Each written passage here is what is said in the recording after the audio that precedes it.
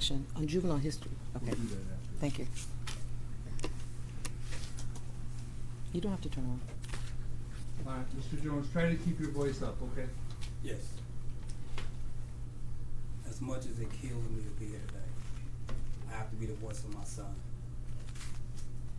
In 2015, Ms. Pelt held a knife on me while I was holding my son. Later, 4th of July, same year, Ms. Pelt showed up at my house intoxicated, spitting on me while I was holding my son. 2016, Ms. Pelt had an accident on Linwood and Davidson, where she called me to the scene. Wrecked the vehicle. Who knows who was injured in the vehicle that she hit, because that vehicle left the scene. But thank God her 2 babies wasn't in the car with her. My son was with me, and I'm sure her daughter was someplace safe. August 9th, I got a call from a stranger telling me that my son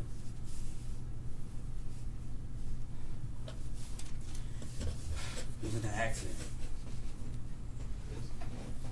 Same time, the hospital called me and told me my son was fighting for his life. I didn't understand what was going on. Unbeknownst to myself, unknowing, I rode right into the scene of the accident. Get to the hospital to see my baby laid out with tire marks on his arms, on his face. When I threatened to take my son to Mrs. Pelt several times, she cried and told me that her baby mean the world to her. But she really showed that on this night, 2018, when she drove intoxicated 3 times the legal limit with all 3 of her kids in the car.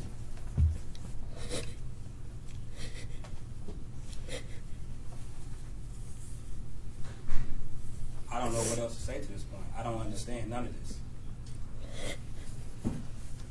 Miss Pelt knows what my son meant to me. She knows the damage she caused. And I'll never let it go. Mr. Jones, thank you.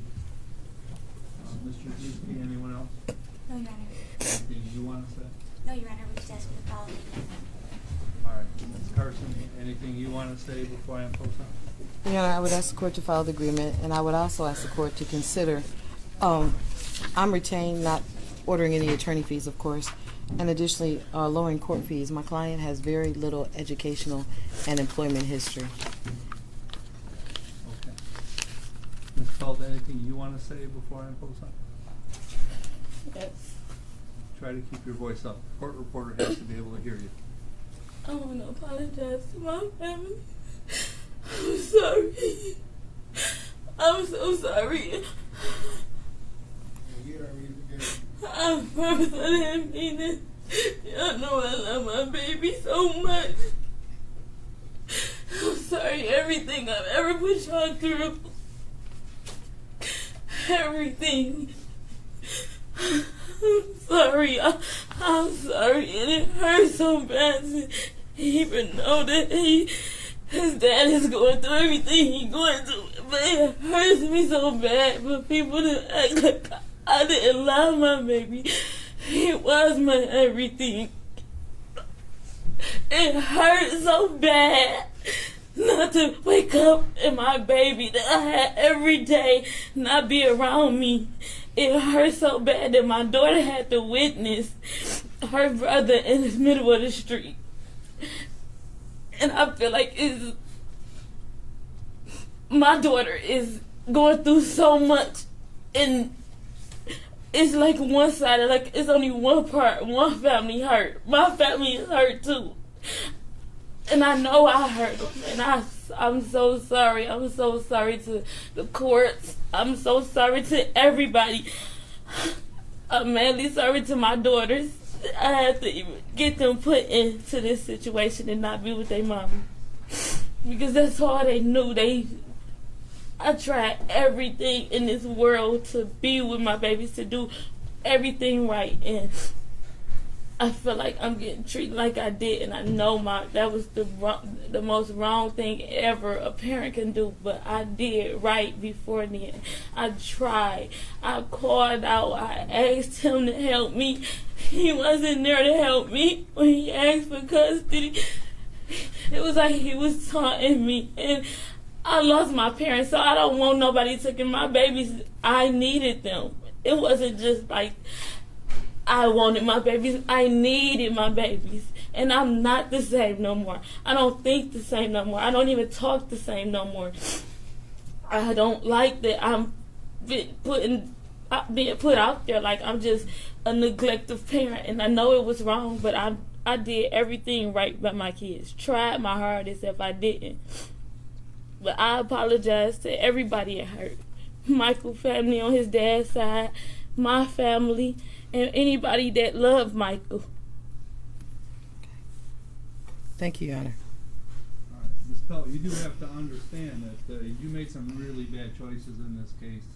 There's a history of some of your drinking, some of the problems that you may have had. These kids are unrestrained in the car. There are 3 kids. It's 7 o'clock in the evening, and you blew a .20, somewhere between a .20 and a .24, with unrestrained kids in the car. I mean, that's terribly negligent on your behalf. So when you tell me that you really care about your kids, I kind of sense that there's a little doubt in my mind because of what a risk you're putting them in. I know you're undergoing some therapy and some medication. There is a sentence agreement that was worked out with you and Mr. Zuski, and I'm willing to go along with that because you guys know more about the case than I do. The sentence will be 3 to 15 years in the State Department of Corrections on the OWI causing death, 3 to 10 years on the child abuse 2nd degree. You have credit for 13 days. Those 2 sentences will run concurrently. They'll run at the same time. We'll mark your file medical so you can continue to get whatever medication that you're getting. So right now, if you'll have a seat in the box, we'll get you some appeal papers, and I do have to advise you that you do lose some appellate rights by pleading guilty that you would have gotten if you went to trial. So just so you understand that. So if you'll have a seat, we'll take care of everything. Thanks, Ms. Carson. Thank you, Your Honor.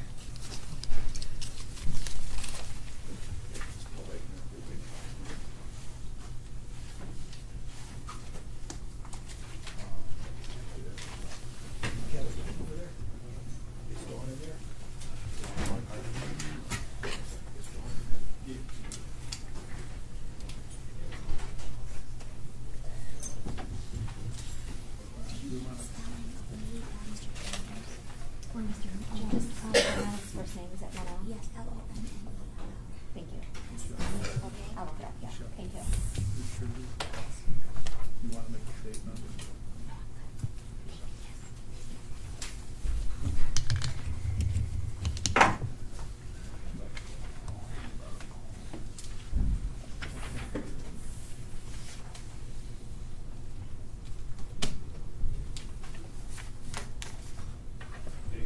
Sir? Back up. You can't go near her. She's in custody. No, you can't do any of that.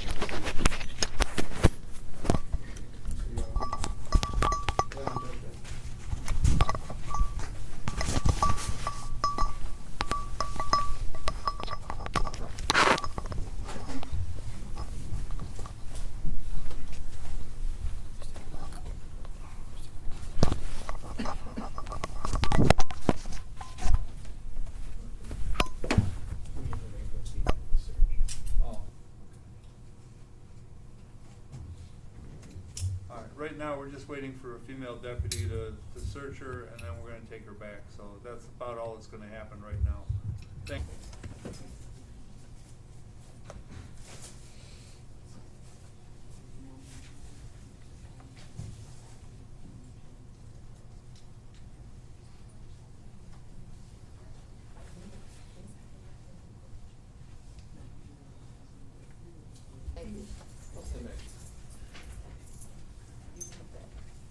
I love you, girl. Love you, girl.